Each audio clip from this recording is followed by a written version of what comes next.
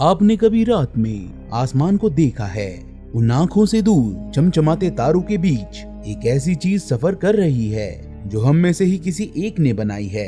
एक छोटा सा लेकिन हिम्मत वाला स्पेस प्रोब जो पिछले 47 सालों से बिना रुके आगे बढ़ता जा रहा है। उसका नाम है वॉयेजर 1। भला आज हम वॉयेजर 1 की बात क्यों कर रहे हैं? क्योंकि ये एक ऐतिहासिक, एक हिस्टोरिकल मुकाम के बेहद करीब है। एक ऐसी दूरी जिसे सुनकर ही गूज़बम्स आ जाते हैं। वॉयेजर 1 हमसे लगभग 1 लाइट डे दूर होने वाला है। जी हाँ, आपने सही सुना, 1 लाइट डे, यानी वो दूरी जो रोशनी एक दिन में तय करती है। इसका मतलब ये है कि वॉयेजर 1 से हम तक एक सिग्नल आने में, यानी एक हेलो आने में लगभग 24 घंटे, पूरा एक दिन लग जाता है। सोच के देखिए, साइंटिस्ट आज एक मैसेज भेजते हैं और वो कल तक उस तक पहुंचता है। ये दूरी है लगभग 25 बिलियन किलोमीटर्स की।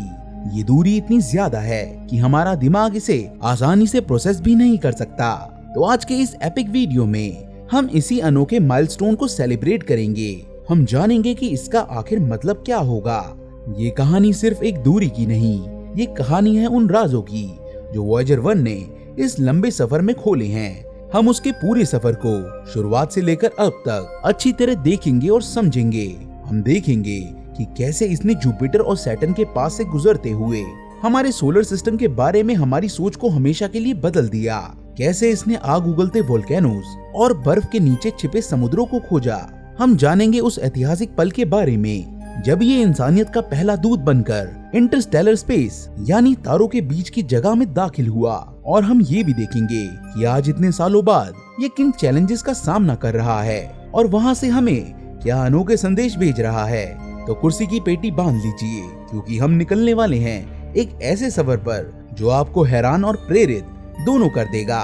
तो चलिए शुरू करते हैं वॉयेजर 1 की अद्भुत कहानी को। Part 1, the 1 light day milestone. तो सबसे पहले इस अनोखे माइलस्टोन को आसानी से समझते हैं। जब हम कहते हैं कि वॉयेजर 1 1 लाइट डे दूर है, तो इसका क्या मतलब है? देखिए, लाइट यानी प्रकाश यूनिवर्स में सबसे तेज ट्रेवल करने वाली चीज है। इसकी स्पीड है लगभग 3 लाख किलोमीटर पर सेकंड।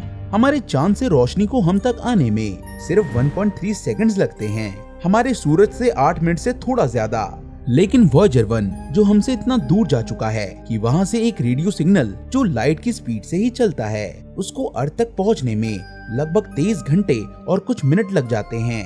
और ये समय हर दिन बढ़ता जा रहा है, क्योंकि वॉयेजर 1 हमसे हर एक सेकंड लगभग 17 किलोमीटर दूर जा रहा है। सोचकर देखिए इस कम्युनिकेशन गैप को। नासा JPL के इंजीनियर्स जब वॉयेजर 1 को कोई कमांड भेजते हैं, तो वो कमांड उस तक पहुंचने में लगभग 23 घंटे लेती है। फिर स्पेसक्राफ्ट उस कमांड को प्रोसेस करता है और एक कंफर्मेशन सिग्नल भेजता है। उस सिग्नल को वापस अर्थ तक आने में 23 घंटे लगते हैं। यानी एक सिंपल सा क्या तुम ठीक हो पहुंचने और उसका जवाब हाँ मैं ठीक हूँ आने में 46 घंटे से भी ज्यादा का वक्त लग जाता है। ऑलमोस्ट 2 दिन। ये दूरी हमें एहसास दिलाती है हमारे सोलर सिस्टम की विशालता का और उससे भी आगे इस ब्रह्मांड के अनंत होने का। और साथ ही साथ ये हमें याद दिलाता है कि इंसानियत ने कितनी बड़ी छलांग लगाई है। लेकिन ये चमत्कार शुरू कैसे हुआ, इसकी नींव कैसे रखी गई, इसके लिए हमें वक्त में पीछे जाना होगा 1960s और 70s के दौर में। द ग्रैंड टूर, एक सुनहरा मौका जो 176 साल में एक बार आता है। 1960 का दशक, स्पेस रेस अपने चरम पर थी। इंसान चांद पर कदम रखने की तैयारी कर रहा था। लेकिन नासा के कुछ दूरदर्शी वैज्ञानिकों की नजर चांद से भी आगे हमारी सोलर सिस्टम के बाहरी प्लैनेट्स पर थी, जुपिटर, सैटर्न, यूरेनस और नेपच्यून। उन्होंने एक दुर्लभ सेलेस्टियल इवेंट को पहचाना, एक ऐसा अवसर जो हर 176 सालों में सिर्फ एक बार आता है। ये था प्लैनेटरी अलाइनमेंट। लेट 1970s में हमारे सोलर सिस्टम के ये चारों गैस जाइंट एक ऐसी अनोखी स्थिति में आने वाले थे जिससे एक ही स्पेसक्राफ्ट से इन सभी ग्रहों का अध्ययन करना संभव था। इस ग्रैंड टूर के पीछे का आइडिया कमाल था। एक स्पेसक्राफ्ट इन ग्रहों के पास से गुजरेगा और हर ग्रह की ग्रेविटी का इस्तेमाल एक गुलेल की तरह करेगा, जिसे ग्रेविटी असिस्ट मेथड कहते हैं। यानी वो प्लेनेट की ग्रेविटी की हेल्प लेकर अपनी स्पीड बढ़ाएगा और अगले प्लेनेट की तरफ तेजी से निकल जाएगा। इससे मिशन का टाइम जो दशकों का हो सकता था, वो कम होकर 10 से 12 साल हो रहा था और फ्यूल की भी जबरदस्त बचत हो रही थी। इस सुनहरे मौके को बुनाने के लिए नासा ने दो एक जैसे यानी आइडेंटिकल ट्विन स्पेसक्राफ्ट बनाए, वॉयेजर 1 और वॉयेजर 2। इंटरेस्टिंगली वॉयेजर 2 को वॉयेजर 1 से 16 दिन पहले 20 अगस्त 1977 को लॉन्च किया गया, जबकि वॉयेजर 1 को 5 सितंबर 1977 को लॉन्च किया गया। ऐसा इसलिए क्योंकि वॉयेजर 1 का रास्ता ज्यादा तेज और छोटा था। उसका मुख्य लक्ष्य जुपिटर और सैटर्न और उसके अजीब मून टाइटन को क्लोजली स्टडी करना था। जुपिटर एनकाउंटर राक्षस ग्रह के राज लॉन्च के लगभग 18 महीने बाद मार्च 1979 में वॉयेजर 1 जुपिटर के सिस्टम में प्रवेश करता है और आते ही उसने ऐसी तस्वीरें और डाटा भेजना शुरू कर दिया जिसने वैज्ञानिकों के होश उड़ा दिए। हमने पहली बार जुपिटर को इतने करीब से, इतनी शिद्दत से और इतने हाई डेफिनेशन में देखा था। उसने जुपिटर के ग्रेट रेड स्पॉट की हजारों तस्वीरें ली।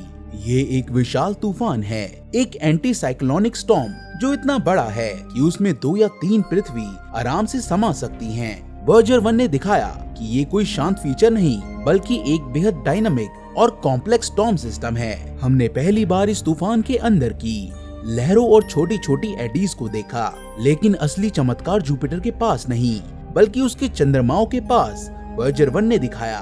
उस समय तक हम सोचते थे कि चंद्रमा पत्थर और बर्फ के बेजान मरे हुए गोले होते हैं। वॉयेजर ने इस सोच को हमेशा के लिए जड़ से उखाड़ फेंका। सबसे बड़ा और सबसे अनएक्सपेक्टेड सरप्राइज मिला आयो पर। वॉयेजर टीम की एक नेविगेशन इंजीनियर लिंडा मोराबिटो जब तस्वीरों को एनालाइज कर रही थी तो उन्हें आयो के किनारे पर एक अजीब सा छतरी जैसा प्लूम या धुएं का गुब्बार दिखा। पहले उन्हें लगा कि इस तस्वीर में कोई गलती है या आयो के पीछे कोई और चंद्रमा है, लेकिन जब और जांच की गई तो एक हैरान कर देने वाली सच्चाई सामने आई।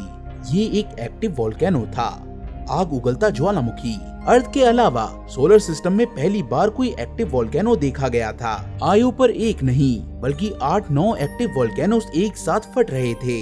इसकी वजह से उसकी पूरी सतह सल्फर के कंपाउंड से पीली, नारंगी, लाल और काली पड़ गई है, बिल्कुल एक अजीब से पिज्जा की तरह। ऐसा जुपिटर की जबरदस्त ग्रेविटी के टाइडल हीटिंग इफेक्ट के कारण हो रहा था, जो आयो को अंदर से मसल कर खींच कर पिघला रहा था। इसके बाद नंबर आया यूरोपा का। वॉयेजर ने दिखाया कि यूरोपा की सतह बर्फ से ढकी हुई है और इस पर अजीब सी लाल भूरी लकीरें जाल की तरह फैली हुई हैं। ये सतह बेहद चिकनी थी जिसमें बड़े बड़े क्रेटर्स या गड्ढे ना के बराबर थे।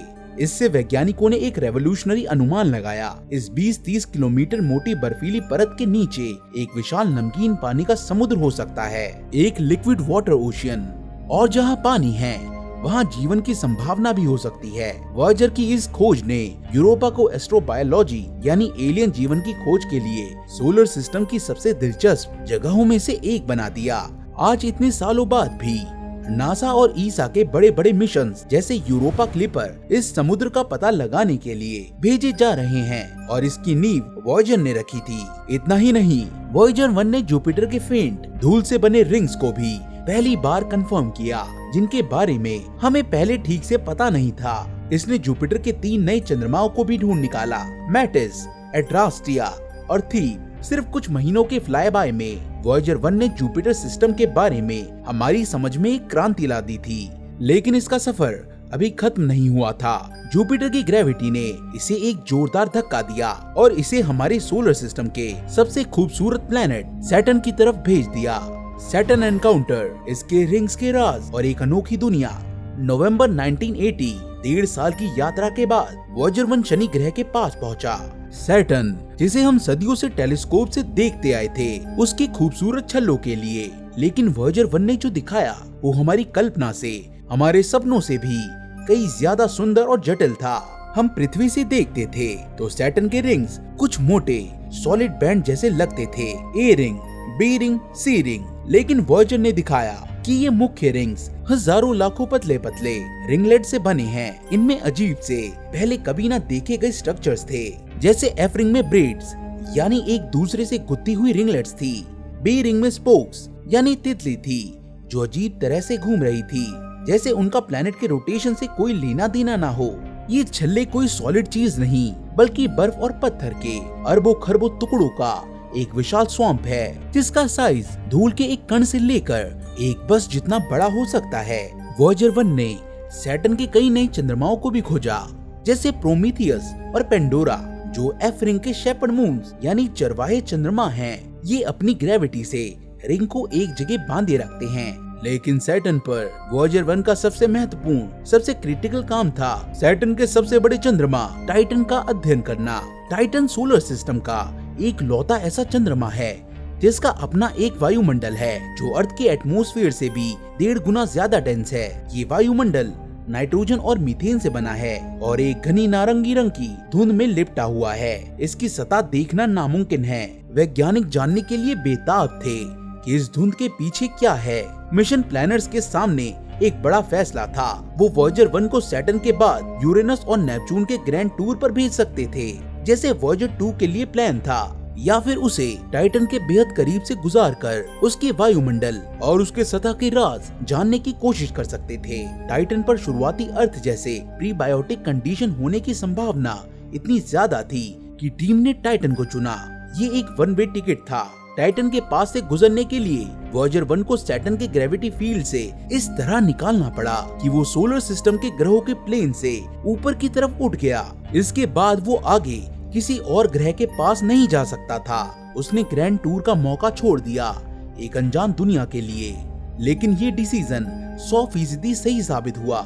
वॉयेजर 1 ने टाइटन के वायुमंडल के तापमान, दबाव और कंपोजिशन को मापा। उसने बताया कि टाइटन का वायुमंडल ऑर्गेनिक मॉलिक्यूल से भरा हुआ है, वही कार्बन बेस कंपाउंड्स जो अर्थ पर जीवन का आधार हैं। उसने इतने इम्पोर्टेंट डाटा दिए कि वैज्ञानिकों ने अनुमान लगाया कि टाइटन की सतह पर लिक्विड मीथेन की नदियां, झीलें और समुद्र हो सकते हैं। ये एक ऐसी अजीब दुनिया थी जहां पानी की जगह मीथेन का साइकिल चलता है। बाद में 2005 में कैसिनी मिशन ने इस बात की पुष्टि भी की जब ह्यूगिन्स प्रोब टाइटन पर उतरा। सैटर्न और टाइटन की अनोखी दुनिया दिखाने के बाद वॉयेजर 1 का प्लैनेटरी मिशन ग्रहों से मिलने का काम खत्म हो गया। अब उसका सफर एक नई और लंबी और भी सुनसान दिशा में था। इंटरस्टेलर स्पेस, तारों के बीच का अनंत अंधेरा। अब ये एक एक्सप्लोरर नहीं, एक मैसेंजर बनने वाला था। Part 5, the great escape. Saturn से विदा लेने के बाद वॉयेजर 1 ने अपने अकेले सफर की शुरुआत की। अब वो किसी ग्रह की तरफ नहीं, बल्कि सिर्फ आगे अंधेरे में बढ़ रहा था। उसका अगला मिशन था हमारे सोलर सिस्टम की आखिरी सीमा, उसकी हद को पार करना। अब ये हद क्या है, इसे समझना थोड़ा जरूरी है। देखिए, हमारा सूरज लगातार चार्ज पार्टिकल्स की एक गर्म हवा फेंकता है जिसे हम सोलर विंड कहते हैं। ये सोलर विंड एक प्रोटेक्टिव बबल है जिसे हीलियोस्फीयर कहते हैं। इस हीलियोस्फीयर के अंदर हमारा सूरज, सारे ग्रह, एस्ट्रॉइड्स, कॉमेट सब कुछ हैं। ये बबल हमें बाहर से आने वाले dangerous high energy galactic cosmic rays से बचाता है। ये हमारा कॉस्मिक घर है। वॉयेजर 1 का मिशन था इस बबल से बाहर निकलना और पहली बार इंटरस्टेलर स्पेस यानी 2 तारों के बीच की असली जगह का अनुभव करना। इस बबल की कई लेयर्स हैं। पहली बाउंड्री है टर्मिनेशन शॉक। ये वो जगह है जहाँ सुपरसोनिक सोलर विंड की स्पीड अचानक से सबसोनिक हो जाती है, जैसे एक जेट प्लेन की स्पीड अचानक कम हो जाए। वॉयेजर 1 ने दिसंबर 2004 में हमसे 94 एस्ट्रोनॉमिकल यूनिट्स की दूरी पर इस हद को पार किया। इसके बाद आता है हीलियोपॉज। ये हीलियोस्फीयर का एब्सोल्यूट एज है। ये अनोखी सीमा है जहां हमारे सूरज की सोलर विंड का दबाव बाहर से आ रही इंटरस्टेलर हवा के दबाव से बैलेंस हो जाता है। इसके पार सूरज का प्रभाव लगभग खत्म हो जाता है और इंटरस्टेलर मीडियम शुरू हो जाता है। साल दर साल वॉयेजर 1 आगे बढ़ता रहा। साइंटिस्ट रेडियोस्कोप से उसकी सांस सुनने के लिए बेसब्री से इंतजार कर रहे थे। और फिर 25 अगस्त 2012 को वो ऐतिहासिक दिन आया। वॉयेजर 1 के इंस्ट्रूमेंट्स ने अचानक से बड़े ड्रामेटिक बदलाव रिकॉर्ड किए। सूरज से आने वाले सोलर पार्टिकल्स की संख्या एकदम से 1000 गुना कम हो गई और बाहर से आने वाले high energy galactic cosmic rays की संख्या लगभग 100 गुना बढ़ गई। इसका एक ही मतलब हो सकता था, ये एक ऐसी अचीवमेंट थी जिसके बारे में हम सिर्फ सपने देखते थे। पहली बार हम अपने कॉस्मिक घर के आंगन से बाहर अनजान गली में कदम रख चुके थे। वॉयेजर 1 अब वहाँ तैर रहा था जहाँ सिर्फ तारों की रोशनी और उनके बीच की धूल थी। वो इंटरस्टेलर मीडियम के प्लाज्मा, मैग्नेटिक फील्ड और रेडिएशन को फील कर रहा था और उसका अनमोल डाटा हम तक भेज रहा था। उसने बताया कि इंटरस्टेलर प्लाज्मा हमारे अनुमान से कहीं ज्यादा घना है। इस सफर में वो अकेला नहीं था, पीछे पीछे एक अलग रास्ते पर वॉयेजर 2 भी आ रहा था, जिसने 2018 में इंटरस्टेलर स्पेस में प्रवेश किया। अब हमारी दो स्पेसक्राफ्ट तारों के बीच हमारी कहानी ले जा रही हैं। Part 6 a voice from the void. तो आज 2025 में हमारा ये इंटरस्टेलर एक्सप्लोरर क्या कर रहा है? जैसे कि हमने शुरुआत में बात की, वो हमसे लगभग 1 लाइट डे दूर इंटरस्टेलर स्पेस में अपना सफर जारी रखे हुए है। लेकिन ये सफर अब आसान नहीं है। ये 47 साल पुरानी टेक्नोलॉजी पे बेस्ड है। इसके इंस्ट्रूमेंट्स अब एज कर रहे हैं। इसका पावर सोर्स RTG हर साल लगभग 4 वॉट पावर खो रहा है। इस बची कुची पावर को बचाने के लिए नासा के इंजीनियर्स ने 1990 से ही धीरे धीरे इसके नॉन एसेंशियल इंस्ट्रूमेंट्स को बंद करना शुरू कर दिया था। और इसमें सबसे पहले नंबर आया इसके कैमरास का। जी हाँ, वॉयेजर 1 अब अंधा है। वॉयेजर 1 की आंखें अब बंद हो चुकी है। आखिरी बार उसने अपनी आंखें 14 फरवरी 1990 को खोली थी, जब वो हमसे 6 बिलियन किलोमीटर दूर था। उसने एक आखिरी बार पीछे मुड़कर हमारे सोलर सिस्टम की एक फैमिली पोर्ट्रेट ली, और उसी पोर्ट्रेट का एक हिस्सा है इतिहास की सबसे आइकॉनिक तस्वीर में से एक। ये तस्वीर द पेल ब्लू डॉट। इस तस्वीर में रोशनी की एक किरण में लटका हुआ अर्थ एक छोटे से मामूली से नीले बिंदु जैसा दिखता है। इसके बारे में इस मिशन के जनक महान वैज्ञानिक कार्ल सेगन ने कहा था, इस बिंदु को देखो, यही यहाँ है, यही घर है, यही हम हैं। इस पर हर वो इंसान है जिसे तुम प्यार करते हो, जिसे तुम जानते हो, जिसके बारे में तुमने सुना है। हमारी सारी खुशियाँ और दुख, हमारे धर्म और हमारे आर्थिक सिद्धांत, सब कुछ इस बिंदु पर सूरज की एक किरण में लटके हुए इस धूल के कण पर हैं। ये तस्वीर हमें हमारी हैसियत, हमारे अस्तित्व की याद दिलाती है। यूनिवर्स की विशालता के सामने हमारे झगड़े, हमारा घमंड, सब कितना बेमानी है। भले ही वॉयेजर 1 देख नहीं सकता, लेकिन उसके बाकी 4 साइंस इंस्ट्रूमेंट्स अभी भी जिंदा थे और डाटा भेज रहे थे। लेकिन हाल ही में नवंबर 2023 में अचानक सब कुछ खामोश हो गया। वॉयेजर 1 अजीब बेमतलब जिब्रिश कोड भेजने लगा। ऐसा लगा जैसे 47 साल बाद इतनी दूर उसका दिमाग खराब हो गया है और हमने उसे हमेशा के लिए खो दिया है। सोचिए उन इंजीनियर्स के बारे में, 25 बिलियन किलोमीटर दूर एक कंप्यूटर को आखिरी सांस लेते हुए ठीक करना, जिसका ओरिजिनल मैनुअल भी शायद अब धूल खा रहा हो। लेकिन उन्होंने हार नहीं मानी। 5 महीनों तक उन्होंने इंटरस्टेलर सर्जरी की। उन्होंने कोड के छोटे छोटे टुकड़े भेजकर प्रॉब्लम को डायग्नोज किया। पता चला उसके FDS यानी फ्लाइट डाटा सबसिस्टम मेमोरी की एक छोटी सी चिप खराब हो गई है। उन्होंने एक ब्रिलियंट वर्कअराउंड बनाया। उन्होंने एक्सिस्टेंस में मौजूद कोड को छोटे छोटे हिस्सों में तोड़ा और उसे अलग अलग मेमोरी के आजाद हिस्सों में स्टोर किया। ये एक बेहद नाजुक और जटिल काम था और अप्रैल 2024 में उनकी मेहनत रंग लाई। वॉयेजर 1 ने पहले इंजीनियरिंग डाटा भेजा। जून 2024 तक उसके चारों साइंटिफिक इंस्ट्रूमेंट्स ने यूजेबल डाटा भेजना शुरू कर दिया। ये इंसानी दिमाग और उसकी लगन और कभी हार ना मानने वाले जज्बे की जीत थी। एक ऐसी मशीन को ठीक करना जो हमसे 1 लाइट डे दूर है, ये वॉयेजर की खोजों से कम बड़ी उपलब्धि नहीं है। Part 7 the final message. तो वॉयेजर 1 का भविष्य क्या है? अब आगे क्या होगा? नासा का अनुमान है कि उसके पास इंस्ट्रूमेंट चलाने के लिए 2025 या उसके बाद तक की पावर बची है। शायद एक एक करके हमें उसके सारे साइंटिफिक इंस्ट्रूमेंट्स को, उसके दिल और दिमाग को हमेशा के लिए सुलाना पड़ेगा। लेकिन उसके बाद भी उसका सफर जारी रहेगा। वो एक घोष शिप बन जाएगा, अंधेरे में शांति से अनंत काल तक आगे बढ़ता रहेगा। एक साइलेंट एम्बेसडर, एक टाइम कैप्सूल जिसमें हमारी कहानी, हमारा संगीत, हमारी पहचान कैद है। वो अब किसी खास तारे की तरफ नहीं जा रहा है, उसका रास्ता अनजान है। लेकिन लगभग 40,000 सालों में वो ग्लीसी 445 नाम के एक तारे के पास से गुजरेगा और शायद लाखों करोड़ों साल बाद, जब शायद धरती पर इंसानियत का रूप बदल चुका हो या हम ना भी हों, तब कोई उसे ढूंढ ले, कोई उस गोल्डन रिकॉर्ड को सुनेगा और उन्हें पता चलेगा कि इस अनंत ब्रह्मांड में एक पेल ब्लू डॉट पर हम रहते थे। वॉयेजर 1 की कहानी सिर्फ एक मशीन की कहानी नहीं है, ये हमारी यानी इंसानियत की कहानी है। हमारी खोज करने की, नामालूम को जानने की और अपनी सीमाओं को हर दिन तोड़ने की चाहत की कहानी है। इसने हमें जुपिटर के तूफानों से लेकर सैटर्न के जटिल छल्लों तक, आयो की आग उगलते वोल्केनो से लेकर यूरोपा के छिपे हुए समुद्रों तक और टाइटन की अनोखी मीथेन की दुनिया से लेकर इंटरस्टेलर स्पेस की ठंडी वास्तविकता तक का सफर कराया है। इसने हमें दिखाया है कि हमारा सोलर सिस्टम कितना जिंदा, डायनामिक और खूबसूरत है, और इसने हमें द पेल ब्लू डॉट देकर हमारी अपनी जगह भी दिखाई है। इसने दूरी को मापा है लेकिन हमें करीब लाया है।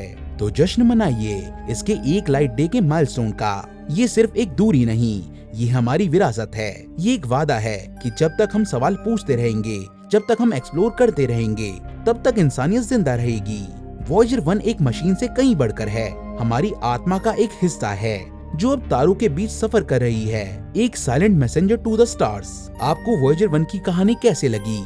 इसकी कौन सी खोज ने आपको सबसे ज्यादा हैरान किया?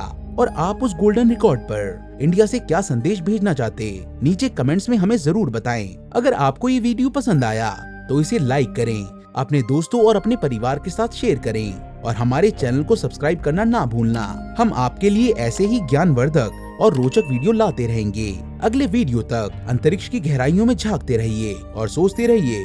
I'll see you in the next one.